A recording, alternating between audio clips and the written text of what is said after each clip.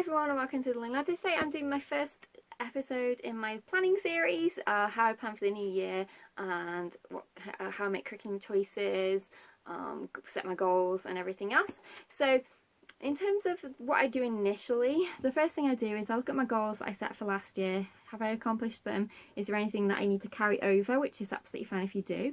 Is there anything I need to carry over? Is there anything that I feel like I would have changed? Did the curriculum meet all my needs, my daughter's needs? Do I feel like I responded to child-led as much as I should? So you have to be honest with yourself at that point, because it's important for setting your new goals. So for example, if you felt like a certain curriculum was too restrictive to enable you to be more child-led, then that's something you need to look at again for the next year. So I make all those points really as part of my review of how the previous year went. And then I'll look at standards. So we call it the national curriculum over here. Now, you don't have to, by law, currently follow those. We do tend to in terms of attainment levels. So I always want to make sure she's on level with where she would be if she was in school or ahead, as is in the case. And also make sure she's covering all the skills that she would do if she was in school, because I would never want her to be disadvantaged at all. So I always take that into consideration, and then I'll look at other resources which I've used from the very beginning and I love them. So the first one is The Well-Trained Mind. I love this book. It goes through every single grade, and it is a classical approach obviously, but that's fine because I do lean towards classical and Charlotte Mason, so the mix of the two. But I really enjoy this book. I like how it's laid out. I like how she offers recommendations for curriculum. We don't necessarily follow those, but I do like the fact that it gives me options to consider. The other book that I really like is Home Learning Year by Year. This is from preschool through high school, so this is a great resource. The only thing I will say about it is some of the links are older, but as with everything, the internet is amazing. You can find up-to-date ideas and suggestions, and it's a guide, and that's how I view them. They are both guides to help me see what she would be doing or what she should be doing for each grade level, and what she would be doing if she was in a traditional school along with the national curriculum.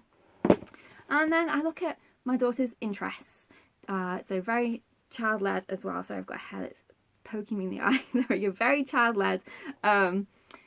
I'm very child-led as well. So for example, if I've planned everything out, which I like to do, but then she throws me a curveball and says, actually, I want to do this, I always want to make sure I'm in a position to say, absolutely, we can do that, and then gather resources, make resources, because when someone is interested in learning something, then they're going to take it on board a lot more than they ever would if you're doing something that they don't remotely like. And obviously there is a limit, well, not a limit necessarily, but you have to take everything, there's a balance, because you can't say, well, we're not going to do a certain subject because it's not your favourite, but you can try and make it as fun for them as much as you can, as much as possible, and mingle everything else in. And that's where cross-curricular comes in, and I love doing that, because I think with most subjects you can combine them.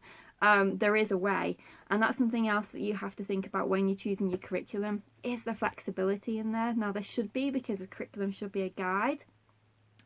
You ask any teacher that teaches in a classroom, any homeschooler that teaches at home, they'll tell you that the curriculum should be a guide. And if it's not, if you're feeling like you are being pushed into a corner that you can't say, okay, this day we're going to do this instead, and feel that pressure that you're going to fall behind, then I would look at your curriculum and check that it is working for you, because you shouldn't feel that way. You should be able to enjoy the curriculum that you're using, so should your child, and obviously balance that with the fact that there are things they're going to have to learn, and not everything is going to be as fun as other things. But with cross-curricular, you can find their interests and then intermingle everything into it, which is great. I really like doing that as much as possible. So that's all the things that I take on board when I am reviewing my previous year and starting to think about the next year. Now, the other big thing that I consider is what is working, because the temptation, as it is with most things, the shiny new things, keeping up with the Joneses, all those scenarios, you're not immune to it in homeschool. And if something is working for you, stick with it. if it's working for you, it's working. When I say you, I don't just mean you as the teacher, I mean your child. They're combined for me. So when if it's working for you, it's working for your child, then don't change just because someone recommends something else to you. You have to take that on board as, yes, that's something to consider, but if I'm happy with this, then I am going to stick with what I do, what I'm using. It's working for me. Don't switch just because other people, something else looks better and shiny and new, because it might be better and shiny and new for them, but you don't know why they switched. And they may not always tell you. Okay, so the next thing I do is get out my trusty notebook, and if you've watched any of my planning videos before, you'll know I love to plan on paper. That's not to say I don't use computers and IT and everything else, I do, but I just like to do my initial planning on paper, and often it stays that way depending on what I'm working on, as in the planning aspect. So when I'm looking at my curriculum and what we used in the previous year, I'll look at what we need to achieve in the next year in terms of my goals, in terms of where she should be if she was in a traditional school, in terms of where her abilities lie and everything else. And I'll look to see if the future curriculum, so the year ahead, will meet those.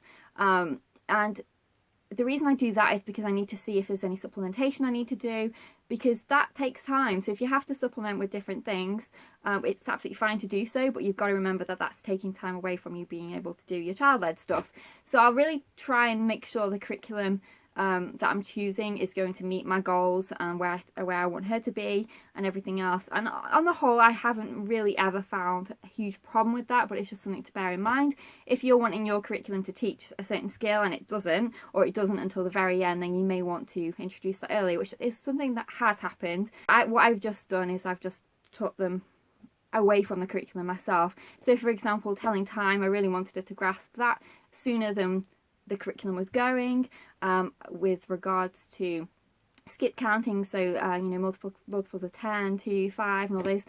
The curriculum that I was using didn't teach it till later on in the year, so I wanted to, and it's in certain circumstances not to the following year, and I wanted those skills to be achieved earlier, so I would plan that into my year.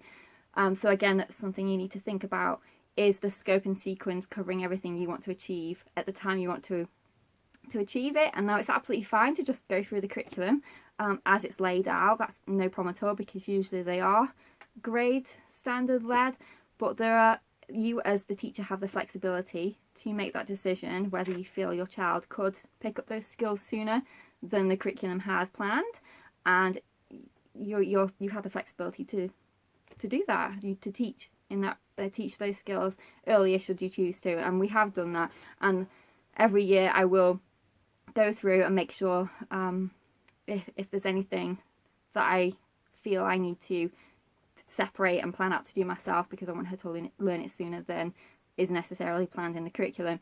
I've noticed that tended to be in the earlier grades that I was wanting to jump ahead, particularly in language arts and in certain maths concepts I wanted her to achieve.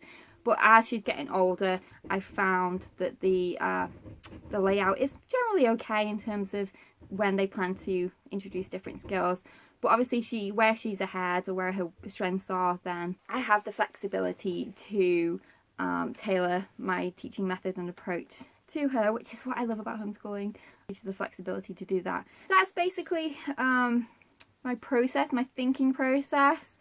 And then I'll actually get down to making decisions on everything else that I want to take into consideration. So for example, if there are specific projects that I want to do, specific unit studies, then I'll make a list of that, what skills they will bring, and then I'll plan around that, and that's pretty much where I'm at. So I've got pages of things that I need to make. I've got pages of notes in terms of goals and what I want to achieve, and what I do is I put it under subjects, and then I'll make a list of all my unit studies, which I'll do with her. So we'll talk about her interests and everything else, and kids can change their minds, so you have to be mindful of that. So what I'll tend to do when I'm making my products is I'll make them adaptable. So if she decides she wants to do a unit study on a certain topic but then changes her mind, that's absolutely fine, we can just switch, no problem.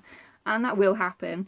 It's happened before. She suddenly out of nowhere was into dinosaurs, which I hadn't even planned. I didn't have any unit study for it at all, and then I started out with our Easter basket, getting loads of supplies for that, and I did a dinosaur themed Easter basket, and then we moved on from there to do our dinosaur unit.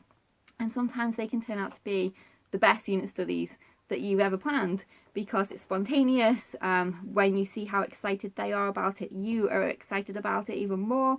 But again, that's another thing I love about homeschool, that you can share in that enjoyment of learning with your child or children. So I hope that was helpful for you and gave you some ideas, and I hope that was interesting. If you've got any questions, leave them below. The next I think this will probably be a 2 or 3 part video, and at the end obviously I'll show you my curriculum, but it'll be spaced over a few months, so it's not going to be, it's January, I don't have my curriculum yet, but I already have, not, I wouldn't say completely firm plans on what I'm going to use, but we're almost there. There are a couple of things here and there that I want to evaluate, because we haven't got to the halfway point yet. I do wait till I've got to the halfway point. That's something else I should have mentioned before I make my review, because things can change. So most of my curriculum will follow what I call the developmental pattern.